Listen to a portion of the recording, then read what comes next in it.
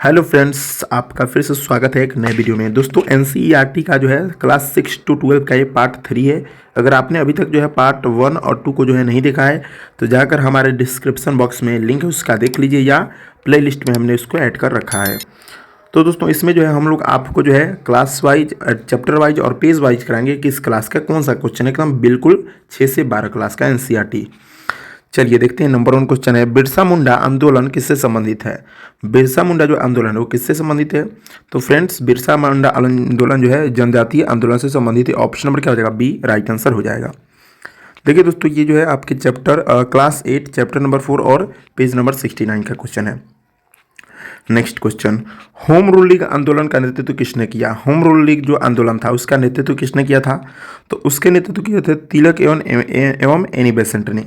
ठीक है, तो ऑप्शन नंबर जो है आपका बी राइट आंसर हो जाएगा। क्लास 10 चैप्टर नंबर 2 और पेज नंबर 28।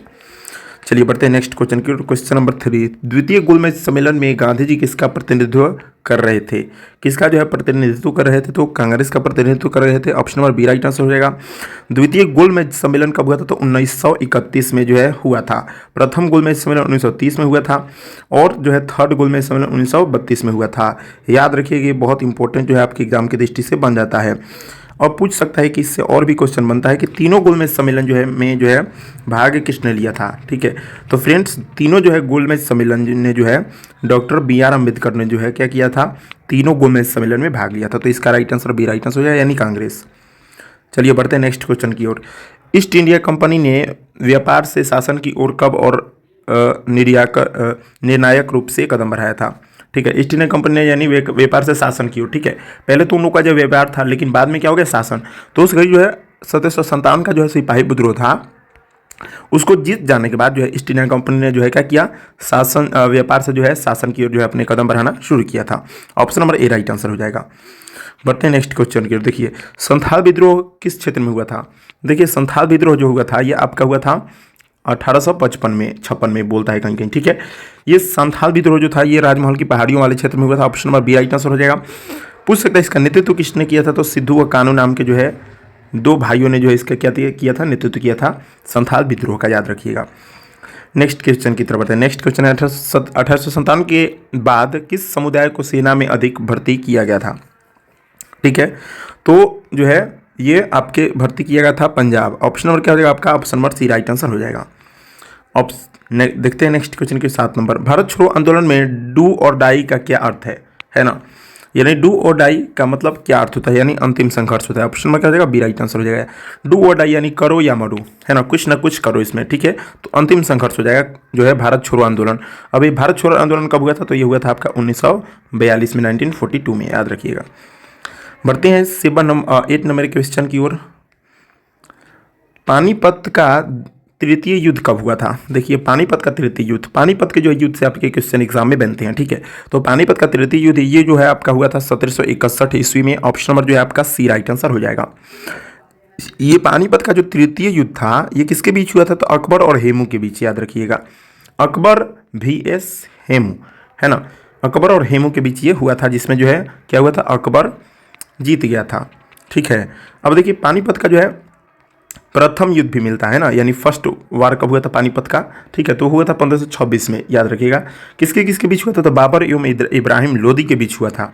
ठीक है, चलिए बढ़ते हैं नेक्स्ट क्वेश्चन की। नेक्स्ट क्वेश्चन है, तांबे के सिक्के का प्रचलन किस सुल्तान ने किया था? तांबे का जो सिक्का था उसका प्रचलन किसने किया था? तो मोहम्मद बिन तुगलक ने किया था। ऑप्शन नंबर आपका बी राइट आंसर हो जाएगा। दोस्तों, ये जो मैं आपके लिए क्वेश्चन बता रहा हूँ ना, ये बहुत इंपॉर्टेंट क्वेश्चन है एग्जाम की दृष्टि से। जितने भी एग्जाम है, यूपी पुलिस कांस्टेबल हो, SSCGD हो, बिहार पुलिस दरोगा हो, या जो है बिहार पुलिस मध्य निषेध हो, सभी के लिए इंपॉर्टेंट है, रेलवे वगैरह सभी के लिए। Option number B right answer हो जाएगा, मोहम्मद बिन तुगलक ने। नेक्स्ट क्वेश्चन, बंगाल की राजधानी मुर्शिदाबाद से कलकत्ता किसने स्थानांतरित की? बहुत इंपॉर्टेंट क्वेश्चन है ये, जो है आपका बहुत इंपॉर्टेंट क्वेश्चन। तो मुर्शिदाबाद से जो है कलकत्ता स्थानांतरित किया था वारेन हस्टिंग्स ने। ऑप्शन नंबर क्या हो जाएगा? Option number A right answer हो जाएगा। वारेन हस्टिंग्स जो था ये जो है बंगाल का प्रथम गवर्नर जनरल था, याद रखिएगा। ठीक है, यानी गवर्नर था बोल सकते हैं। ठीक है, option number A right answer हो जाएगा। महाजनपदों की संख्या कितनी थी? जो उस घड़ी महाजनपद थे पूरा भारत में मिला करके कितने थे? तो 16 थे। ऑप्शन नंबर क्या हो जाएगा? सी राइट आंसर होगा। लेकिन सबसे शक्तिशाली जो है कौन था? तो मगध था, याद रखिएगा। जिसकी राजधानी कहाँ थी? तो राजगीर, है ना? राजगीर याद रखिएगा। इसकी राजधानी जो है आपकी कहाँ थी, तो राजगृह, राजगृह भी लिखता है। नेक्स्ट क्वेश्चन की तरफ बढ़ते हैं। संघमित्रा किससे संबंधित थी? संघमित्रा जो थी ये किससे संबंधित थी, तो बौद्ध धर्म से संबंधित थी। ठीक है, ऑप्शन नंबर जो है आपका option number B right answer हो जाएगा। संघमित्रा जो थी ये जो है प्रचार करने श्रीलंका गई थी बौद्ध धर्म की। ठीक है, अगला क्वेश्चन, ह्वेनसांग भारत कब आया था? ह्वेनसांग जो था कब आया था, ये तो पूछता ही है, लेकिन पूछता है कि किसके शासनकाल में आया था, तो ये आया था आपके हर्षवर्धन के। याद रखिएगा, हर्षवर्धन के जो है शासनकाल में ह्वेनसांग जो था वो कहाँ आया था, तो भारत आया था। कब आया था, तो 1600 जो है 30 ईस्वी में जो है क्या किया था, ये आया था। Option number C right answer हो जाएगा, 630 ईस्वी में। अब देखिए ये जो ह्वेनसांग था ना, भारत तो आया 630 ईस्वी में, लेकिन गया कब, है ना, पूछ सकता है गया कब, तो 645 में, यानी 15 वर्ष तक जो है इसने नालंदा विश्वविद्यालय में अध्ययन किया था ह्वेनसांग ने। ठीक है, और जब ये समय जो है, जब ये नालंदा विश्वविद्यालय में जो है ये अध्ययन कर रहा था, तो उस समय जो था नालंदा विश्वविद्यालय के जो कुलपति थे, है ना, पूछ सकता है कुलपति कौन थे, है ना, तो उस घड़ी थे शीलभद्र। ठीक है, शीलभद्र नालंदा विश्वविद्यालय के कुलपति थे। तो आपको भी ये क्वेश्चन मालूम हो जाए, ऑप्शन नंबर जो है इसका सी राइट आंसर हो जाएगा, 630 ईस्वी। नेक्स्ट क्वेश्चन, राज्यसभा के सदस्यों का कार्यकाल कितना होता है? राज्यसभा के जो सदस्य होते हैं इनके कार्यकाल 6 वर्ष होता है। ठीक है, अभी ऑप्शन में आपका आगे मिलेगा, यहाँ पे जो है आपका 14 नंबर तक ऑप्शन है। यहाँ पे देखिए राज्यसभा के जो सदस्यों का कार्यकाल होता है कितना वर्ष का होता है, 6 वर्ष का। पूछ सकता है कि लोकसभा के सदस्यों का जो है कार्यकाल कितने देर का होता है, तो ये होता है आपके 5 वर्ष का। याद रखिएगा अच्छे से। बढ़ते हैं नेक्स्ट क्वेश्चन की ओर। नेक्स्ट क्वेश्चन है आपका, संघीय व्यवस्था में, देखिए संघीय व्यवस्था में शक्तियों का वितरण कहाँ वर्णित है? संघीय व्यवस्था में शक्तियों का वितरण बोल सकते हैं, शक्तियों का पृथकीकरण बोल सकते हैं, कहाँ पे वर्णित है, तो आपके 7वीं अनुसूची में। ऑप्शन नंबर क्या हो जाएगा आपका, option number C right answer हो जाएगा। चलिए बढ़ते हैं अगले क्वेश्चन की ओर। अगला क्वेश्चन आपका, नियंत्रण एवं महालेखा परीक्षक यानी CAG की नियुक्ति कौन करता है?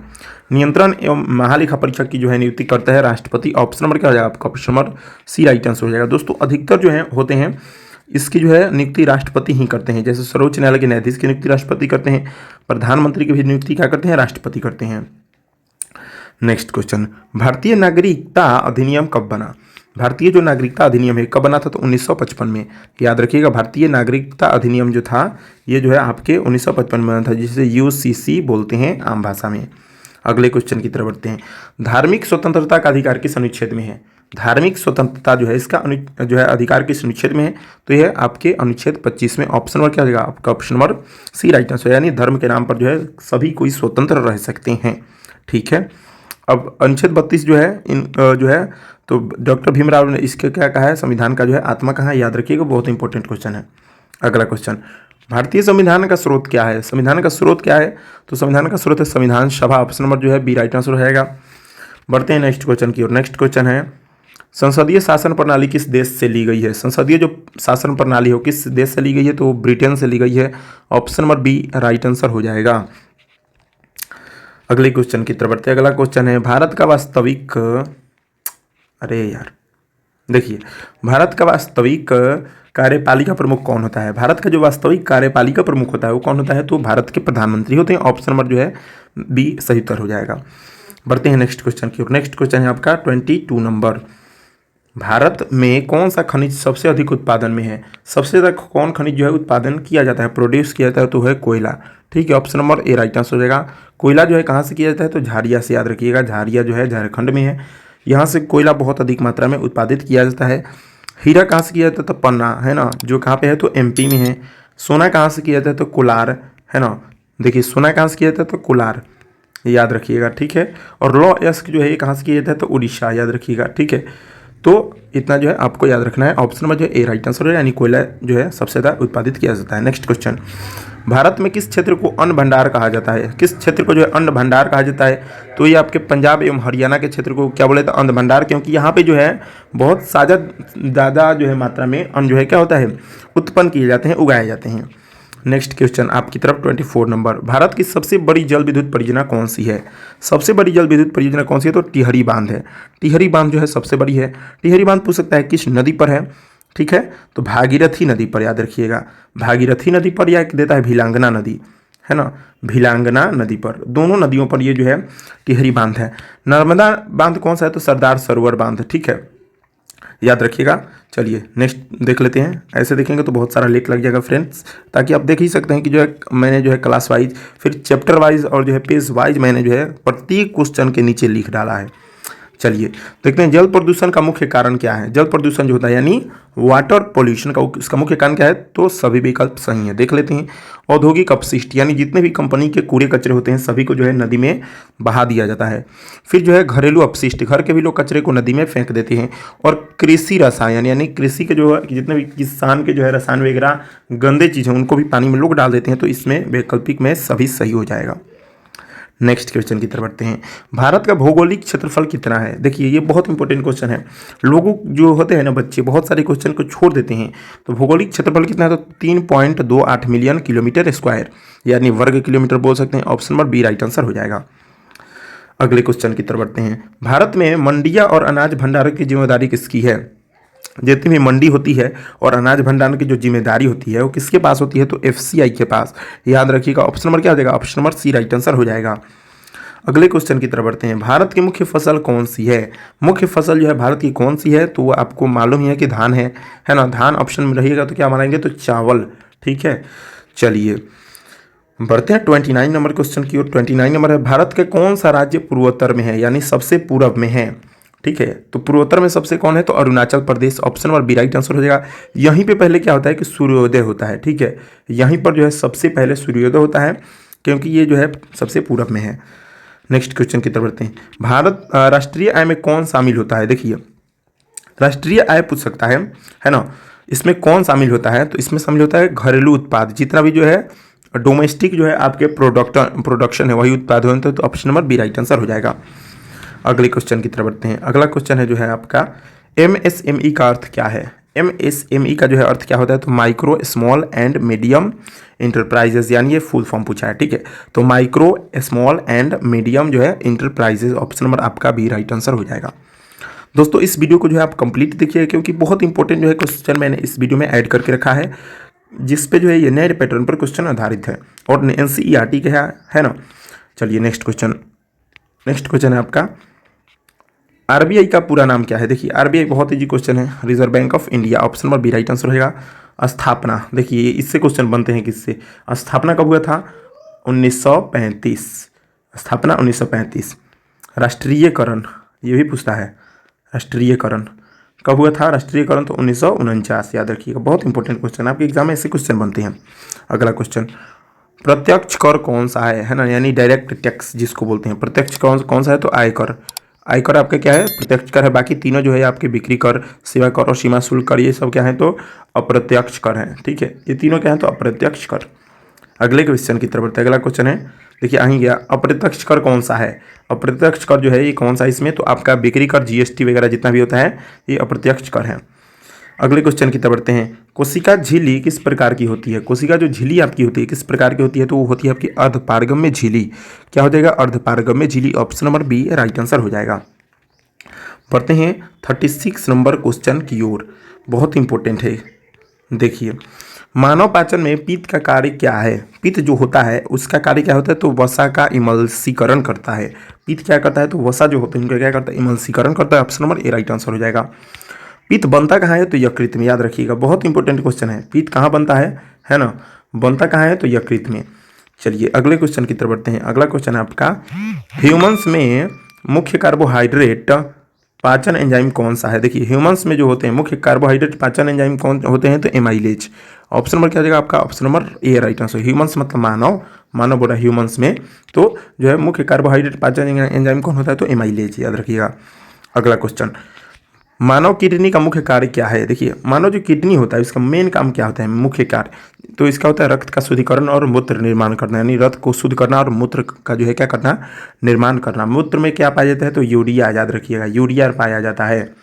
ऐसे क्वेश्चन आपके एग्जाम में बनते हैं। देखिए नेक्स्ट क्वेश्चन, जीन थेरापी किस लिए उपयोगी होती है। जो जीन थेरेपी होती है किस लिए उपयोगी होती है, तो रोगों का उपचार, यानी रोगों के उपचार के लिए जीन थेरेपी का जो है क्या किया जाता है, उपयोग किया जाता है। अगले क्वेश्चन की तरफ बढ़ते हैं। अगला क्वेश्चन है, बैक्टीरिया किस प्रकार के जीव होते हैं। जो बैक्टीरिया होते हैं यानी हम लोग उसको हिंदी में क्या बोलते हैं, जीवाणु, है ना। ये किस प्रकार के जीव होते हैं, तो एक कोशिकीय होते हैं। याद रखिएगा, यानी एक कोशिका से मिलकर बने होते हैं। Option number A right answer हो जाएगा। नेक्स्ट क्वेश्चन, इंसुलिन हार्मोन का उत्पादन कहाँ होता है? कहाँ जो है ये इंसुलिन हार्मोन जो है आपका बनता है, पूछ सकता है, तो बहुत इंपॉर्टेंट है। तो आपका ये जो है क्या होता है कि अग्न्याशय में। ऑप्शन नंबर जो है ए राइट आंसर हो जाएगा। नेक्स्ट क्वेश्चन की तरफ बढ़ते हैं। नेक्स्ट क्वेश्चन है, न्यूटन का तीसरा नियम क्या है? न्यूटन का जो तीसरा गति नियम पूछ सकता है क्या है, तो वो आपका है क्रिया और प्रतिक्रिया। Option number A right answer रहेगा। जड़त्व क्या है? पहला नियम है ना, पहला नियम है जड़त्व। नेक्स्ट क्वेश्चन की तरफ बढ़ते हैं। नेक्स्ट क्वेश्चन जो है आपका लास्ट नंबर, ये क्वेश्चन आपके एग्जाम की दृष्टि से ये आपका लास्ट वाला क्वेश्चन है, ठीक है। बेंजीन का अनुसूत्र क्या है? बेंजीन जो होता है इसका सूत्र क्या होता है? बेंजीन, तो इसका सूत्र होता है C6H6, ठीक है। बेंजीन का सूत्र C6H6। Option number A right answer हो जाएगा। तो दोस्तों वीडियो कैसी लगी? अच्छी लगी तो जरूर से जरूर लाइक कर दीजिएगा और चैनल को जो है सब्सक्राइब जरूर कर दीजिएगा। और आपने दोनों वीडियो को नहीं देखा है तो उसको भी जो है जाकर देख सकते हैं, मैंने डिस्क्रिप्शन बॉक्स में या उसका लिंक प्लेलिस्ट में डाल रखा है।